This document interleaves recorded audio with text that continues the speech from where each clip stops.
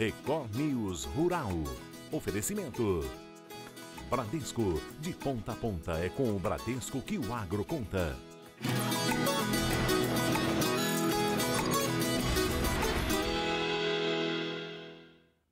Oi, bom dia para você. O Record News Rural está no ar. Uma pesquisa desenvolvida pela Embrapa está reduzindo o tempo de produção de mudas de abacaxi. Enquanto isso, no campo, o clima tem deixado os produtores em alerta.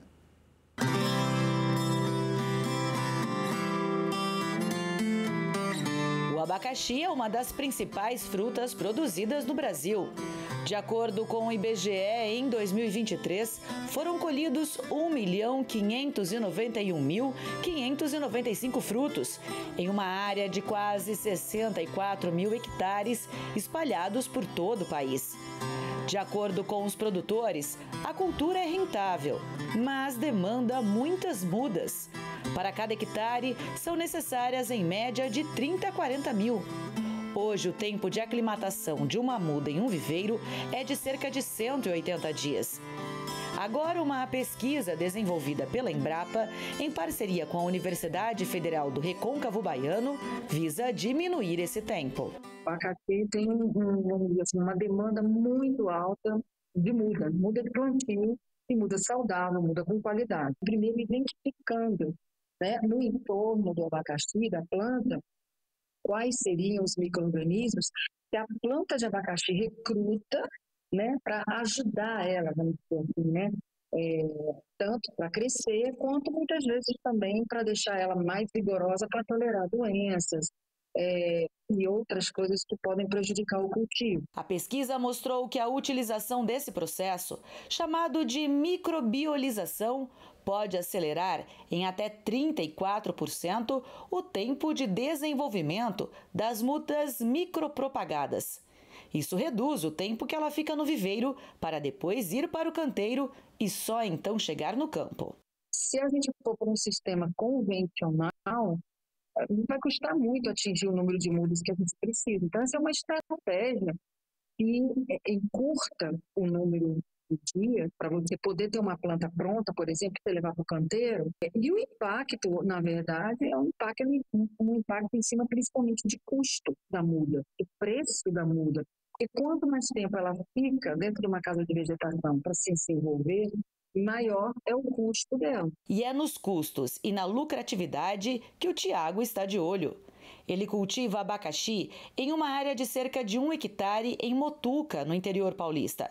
A falta de chuvas castigou a produção esse ano. O abacaxi, por mais que ele seja uma planta de clima tropical, ele necessita da água, né? Então essa falta de água para a gente poder estar fazendo esse cultivo dele está sendo uma das maiores dificuldades que a gente vem enfrentando. Em toda a área, ele plantou 30 mil mudas e espera colher pouco mais de 20 mil frutos até o final do ano. Essa área foi plantada em junho de 2023 e agora, cerca de 1 ano e meio depois, os abacaxis estão quase prontos para serem colhidos. As frutas que saírem daqui vão atender supermercados, varejões e quitandas da região. Para aumentar a produtividade nos próximos ciclos, o produtor pensa em implementar irrigação na área. Mesmo com o aumento dos custos, a cultura continua lucrativa. Por mais que tenha esse custo da irrigação, se torna ainda muito vantajoso devido à grande procura da fruta e o valor que a gente pode comercializar ela. As mudas plantadas aqui foram trazidas de um viveiro da cidade mineira de Frutal. Agora, as novas mudas que brotam dos abacaxizeiros serão plantadas em uma nova área em expansão. Em breve, a pesquisa da Embrapa estará disponível e poderá favorecer produtores como o Tiago. É uma pesquisa feita para o produtor, para o setor produtivo, entendeu? Para uma biofábrica, para um celeiro, para quem está cultivando.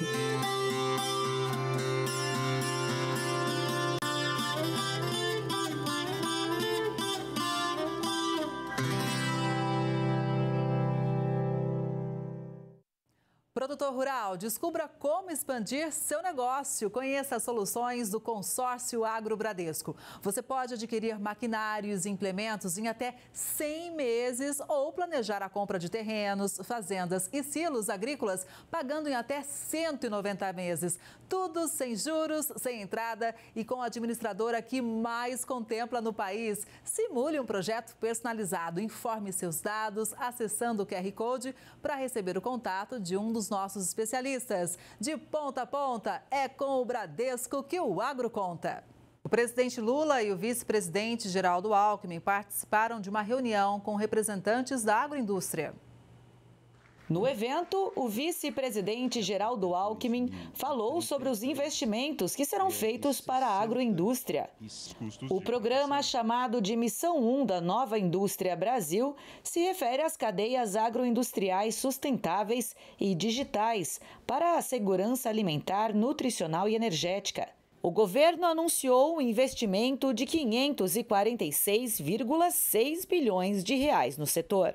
Isso se traduz em emprego, renda, sustentabilidade. O ministro do Desenvolvimento Agrário e Agricultura Familiar, Paulo Teixeira, falou sobre convênios que vão beneficiar os pequenos agricultores, dando maior oportunidade de acesso às máquinas. Nós estamos fazendo um convênio, presidente, com a FINEP, e aí agradeço os três, para a indústria, recursos para a inovação na indústria, para a produção de máquinas menores para a agricultura familiar, adaptada às mulheres, adaptada aos jovens e máquinas adaptadas à pequena propriedade. Dentro desse convênio, presidente, além do convênio com a indústria, nós estamos fazendo um convênio com a Embrapa. Irajá, eu sempre cantava assim para a Embrapa: pensa em mim, olha para mim, né? E nesse convênio, presidente, a Embrapa vai receber um recurso para cuidar da agricultura familiar, já que ela tem toda a tecnologia necessária para a agricultura familiar. Esse programa que nós estamos assinando aqui hoje, ele se chama Programa Nacional de Pesquisa e Inovação para a Agricultura Familiar e Agroecologia, que são os recursos da Embrapa. O PIB da agropecuária brasileira caiu 0,9% no terceiro trimestre. Os números foram divulgados pelo IBGE. O Produto Interno Bruto, como um todo, teve crescimento de 0,9% no terceiro trimestre deste ano, em relação ao segundo. Porém, o PIB da agropecuária recuou 0,9% em relação ao mesmo período. Em comparação ao igual período de 2023, a queda foi de 0,8%. O recuo pode ser atribuído à sazonalidade de alguns produtos que apresentaram queda em comparação ao segundo trimestre, como a cana, que teve redução de 1,2%. O milho recuou 11,9% e a laranja reduziu 14,9%. Em relação ao terceiro trimestre de 2023, o PIB brasileiro avançou 4% em igual período de 2024. O setor de serviços, com 4,1%, e a indústria, com 3,6%, foram os que mais cresceram. O PIB brasileiro acumulado até setembro apresentou crescimento de 3,3%. O saquê, famosa bebida alcoólica japonesa, deve ser declarado patrimônio cultural imaterial pela Unesco. A tradicional bebida é feita a partir do arroz com técnicas antigas que serviram como base para a Unesco incluir o saquê na lista. O preparo conta com um molde culinário especial e um processo exclusivo de fermentação em 3 etapas. Além da importância histórica, o título representa uma esperança para os comerciantes do setor de bebidas. Isso porque o saquê vem perdendo popularidade no país. O cenário é ainda mais preocupante por conta das mudanças climáticas. O calor fora de época resultou numa colheita ruim de arroz. Cenários que tornam a produção do saquê ainda mais desafiadora, o que pode melhorar com a decisão da Unesco, que deve ser formalizada nos próximos dias. Na Argentina, a maçã é motivo de orgulho. O país está entre os maiores produtores da América Latina e se destaca pelas variedades que exporta para o mundo todo. O que a Argentina exporta para o mundo de melhor? Pensou no futebol, né? No Messi. Tem carne também, vinhos, doce de leite, tudo bem.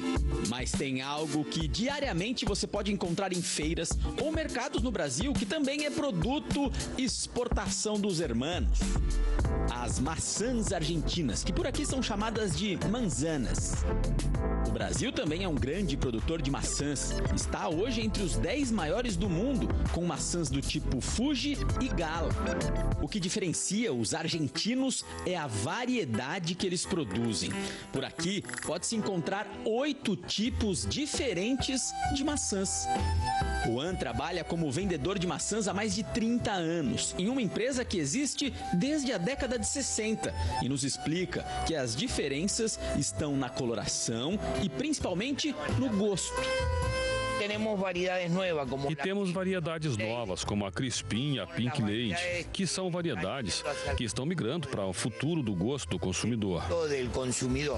Nessa época do ano, aqui na Argentina, no Mercadão Central, você pode encontrar 4 variedades que estão sendo vendidas nesse momento.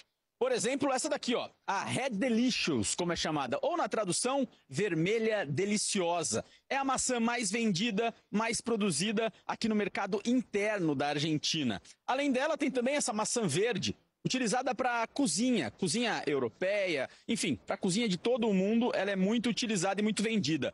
Essa terceira aqui, segundo os argentinos, é uma maçã para fazer sobremesa. Ela vai ao forno, você pode cortar, colocar mel, vinho, enfim, comer com uma colher depois de colocá-la no forno. E por fim, a Crispim, como eles dizem, que é uma maçã que foi produzida e pensada para não ser nem tão doce e nem tão ácida. Seria a maçã premium, o carro-chefe desse momento. E é ela que eu vou provar agora, mas sem morder. Eles têm um jeito todo especial para a gente provar. O Juan, inclusive, tem um cortador especial de maçãs bem prático. Realmente ela é bem refrescante a palavra. Fomos até o Mercado Central de Buenos Aires, o principal entreposto da Argentina e de onde saem frutas e hortaliças para todo o país. Aqui a maçã, ou manzana, sempre teve papel de destaque. A história da Argentina na produção de maçãs é muito longa, de maçãs e peras. A quantidade e variedade de maçãs que temos são muito apreciadas no mundo. Por isso estamos entre os primeiros produtores e exportadores mundiais. Hoje a produção da fruta na Argentina concentra-se no sul do país, em áreas mais frias, principalmente nas províncias de Rio Negro e Neuquén. No total, a Argentina produz anualmente 514 mil toneladas de maçãs, sendo a 29ª no ranking mundial. Hoje, a exportação de maçãs ainda é muito importante, mas o consumo interno é responsável por mais da metade da produção. O argentino tem orgulho e gosta das manzanas. Além da variedade, eles se gabam dizendo que a maçã produzida aqui é mais saborosa. Park é sul-coreano, vive em Buenos Aires há alguns anos e conta que a Coreia do Sul também produz maçãs, mas que as argentinas são muito melhores. Sim, aqui a qualidade é melhor. Mas independentemente se é argentina ou brasileira, a maçã é considerada um superalimento e uma aliada para se ter uma vida saudável. Ela te ajuda na digestão, no controle do colesterol. Elas também têm uma ação antioxidativa maravilhosa, elas combatem radicais livres. Isso vai te ajudar muito na prevenção de doenças cardiovasculares, principalmente. Ajuda na prevenção de doenças e pode ser uma excelente opção para aqueles que estão de dieta. Ela é baixa em calorias e, por conta das fibras, ela se torna uma opção maravilhosa para dar saciedade. Ou seja, aproveita a rivalidade Brasil e Argentina e prova as duas para ver qual é melhor. O seu corpo, a sua saúde e os produtores de maçãs ou manzanas agradecem. O Cadastro Ambiental Rural é um registro público eletrônico obrigatório para todas as propriedades rurais do Brasil. Ele funciona como um retrato da situação ambiental da propriedade rural. Desde a implementação, em 2012, cerca de 7.220.000 proprietários atenderam ao chamado do governo, mas apenas 1,4% foi validado. Para entender melhor o impacto disso, eu converso agora com o Nelson Ananias, que é coordenador de sustentabilidade da Confederação Nacional da Agricultura e Pecuária, a CNA. Bom dia, Nelson. Seja muito bem-vindo ao Record News Rural. Olá, Kelly. Saúdo a você e todos aqueles que acompanham o Record News Rural. Nelson, primeiro vamos tentar entender qual que é a justificativa para essa demora na análise dos cadastros, hein? Bom, o Cadastro Ambiental Rural, ele é o documento, é o instrumento principal para a questão da regularização ambiental no país, né? Então, ele já está aí em vigor há mais de 10 anos, traz aí um retrato, como você bem falou, do uso do solo, da propriedade rural, da conservação da vegetação nativa, das áreas de reserva legal, das áreas de proteção permanente, das áreas de uso restrito e demais áreas, e que, para a sua aplicação, ele é exigido para os demais instrumentos, não só do Código Florestal em si, mas hoje ele transpassa como instrumento do Código Florestal brasileiro e é exigido em diversas ações políticas e iniciativas que trazem, né, a questão de regularização e uso da propriedade rural e conformidade com o Código Florestal.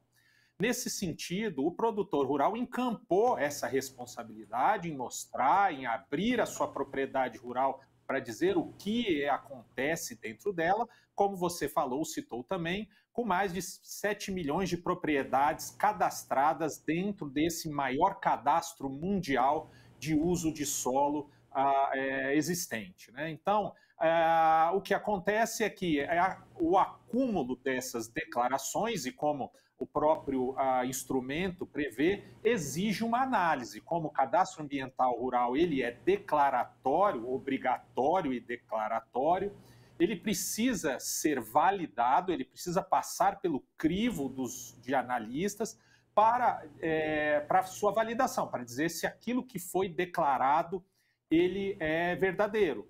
E fazer isso em 7 milhões de propriedades rurais, com essa variação de aplicação da legislação, diferença de biomas, né? A diferença de aplicação, ela é bastante complexa e exige um esforço, uma movimentação e um pacto político para que aconteça dentro dos estados que são os responsáveis por esta análise.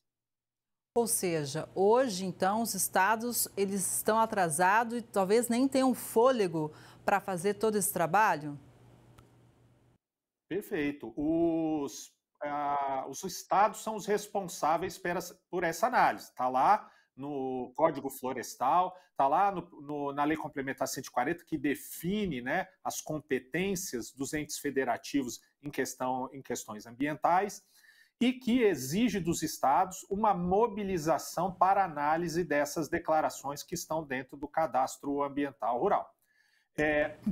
Dentre esses esforços, a gente precisa entender que os estados já têm as suas obrigações definidas pela própria Lei Complementar 140, dizendo que ele tem que analisar licenciamento ambiental, ele tem que fiscalizar essas ações, dar licença de supressão de vegetação, entre outras atribuições que o órgão estadual do meio ambiente precisa exercer, e uma delas é o Cadastro Ambiental Rural. Então, sobrecarregou-se esse sistema de análise estadual que, infelizmente, não consegue ter a vazão com a agilidade necessária, né, com a eficácia necessária para que as declarações sejam analisadas. Então, o Estado ele é responsável por isso, mas precisa ser incentivado, precisa de políticas, ações, precisa de vontade para que ele seja realmente levado à análise e responda com a rapidez e agilidade necessária para o cumprimento de suas obrigações. Então, se por um lado o Estado precisa ser auxiliado dentro das suas fronteiras, de outro, o governo federal também precisa trabalhar políticas de incentivo a essa análise, inclusive pela questão de estar aqui no governo federal, no Sistema Integrado do Cadastro Ambiental de Informação do Cadastro Ambiental Rural, o SICAR, aonde se recorre para fazer esse ajuste no cadastro ambiental rural. Então, é um esforço coletivo, uma associação e um impacto federativo que precisa ser implementado para que a gente dê condição para que os estados consigam realizar a análise do CAR, condição técnica, financeira, de equipamentos, e para que o governo federal consiga fornecer as informações necessárias para que a análise também se dê de maneira mais rápida do que está acontecendo hoje. E de que forma, né, essa falta de agilidade impacta o produtor rural que já entregou os dados?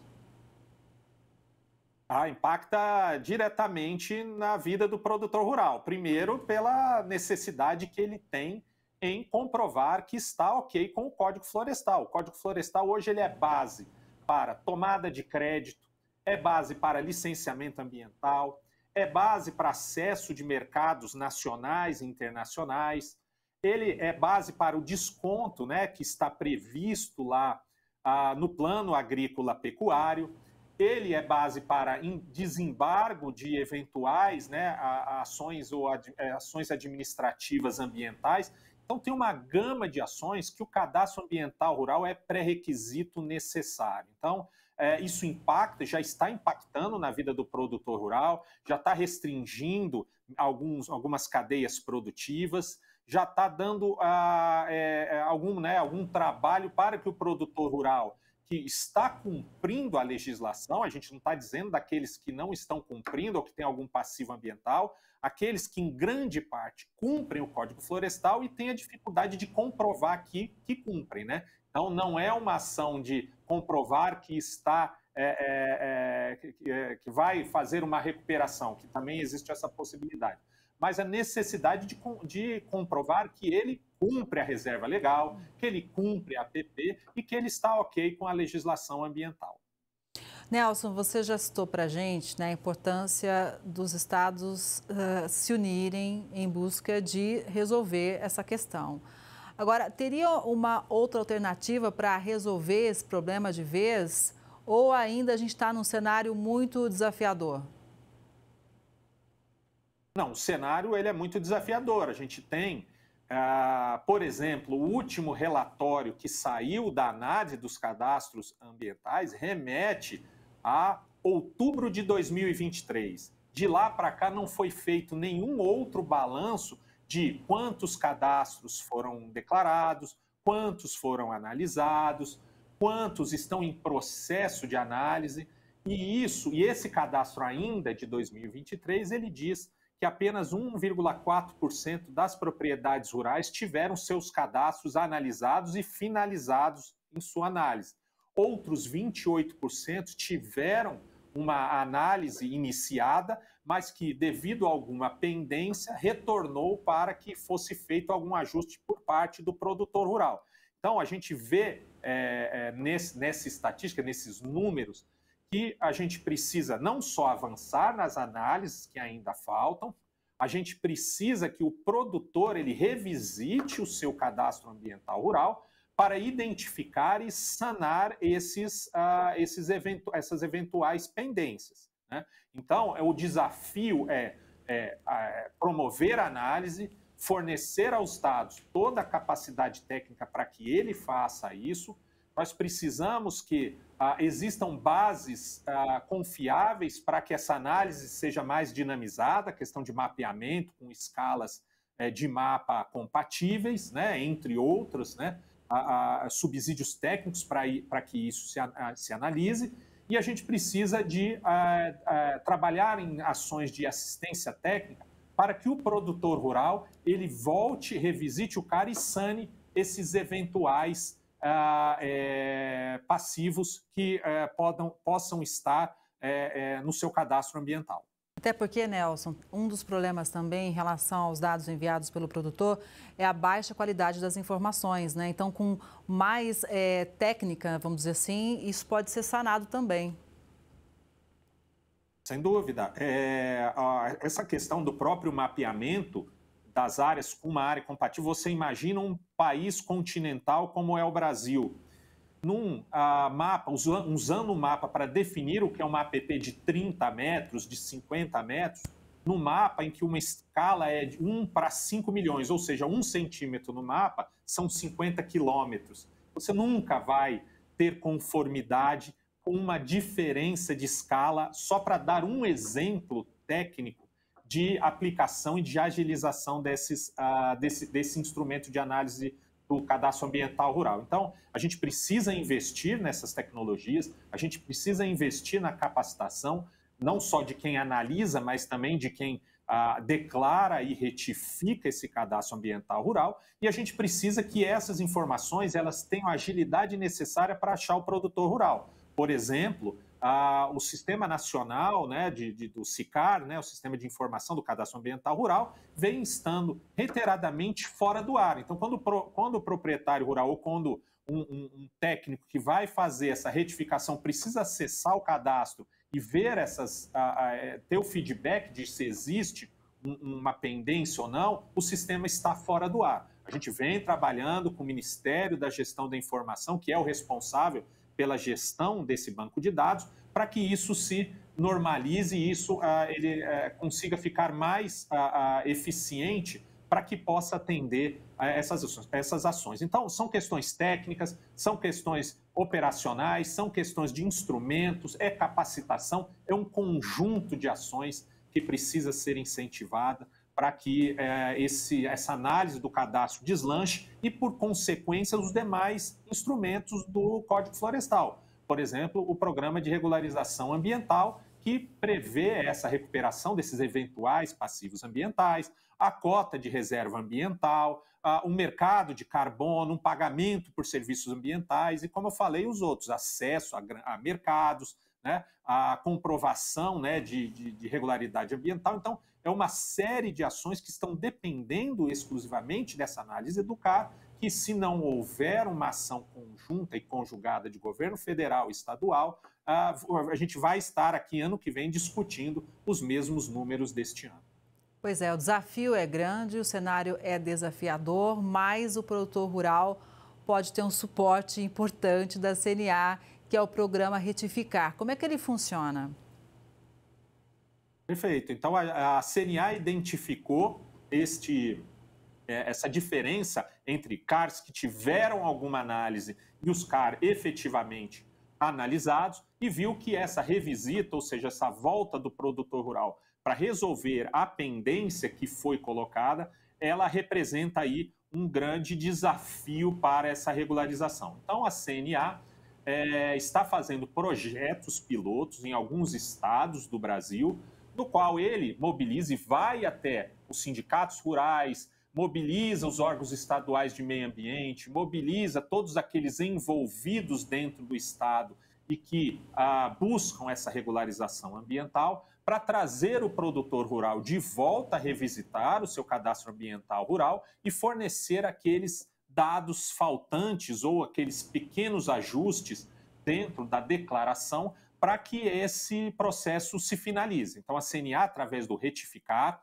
ela mobiliza toda essa estrutura do Estado, levando nos sindicatos rurais um atendimento de balcão mesmo, chama o produtor rural, mostra para ele qual é a pendência, ensina como fazer essa retificação, esse ajuste, e vem atingindo aí grande parte desses produtores rurais para que ele consiga alcançar a sua regularização ambiental. Então, é um trabalho que ele é muito grande, como a gente falou, são 7 milhões de cadastros ambientais rurais aguardando essa análise, mas que, à medida que a gente consiga fazer uma metodologia que pode ser replicável dentro do próprio estado em que esses projetos pilotos estão acontecendo e nos estados que virão aí mais para frente, eles absorvendo essa metodologia, a gente está dando a nossa parte aqui como CNA, como representante do produtor rural, a esses produtores rurais que tanto precisam desse auxílio para que eles consigam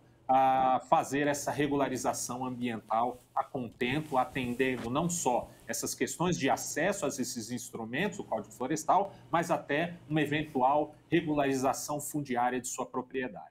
É um apoio fundamental, né? Muitas vezes o produtor sabe ali como gerir a sua cultura, né? Mas são muitas informações que realmente merecem uma atenção e todo o suporte. Ainda bem que a CNA está tocando esse projeto. Nelson, muito obrigada pelas informações, foi muito importante te ouvir. Um bom dia para você e um abraço para todo mundo da CNA. Muito obrigado, Kelly. E eu deixo esse convite aos produtores rurais que procurem seu sindicato rural, procurem a sua federação, para que sejam envolvidos, incentivem as suas federações a incorporarem ou trazerem esse programa do Retificar para os seus estados. Então, a gente está sempre à disposição para informar e para ajudar o produtor rural nesse sentido. Tá dado o recado. Bom dia mais uma vez, Nelson. E o Record News Rural de hoje vai ficando por aqui. Obrigada pela sua audiência. A gente se vê no próximo programa. Até lá.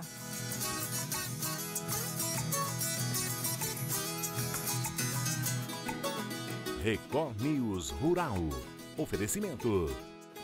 Bradesco, de ponta a ponta é com o Bradesco que o agro conta.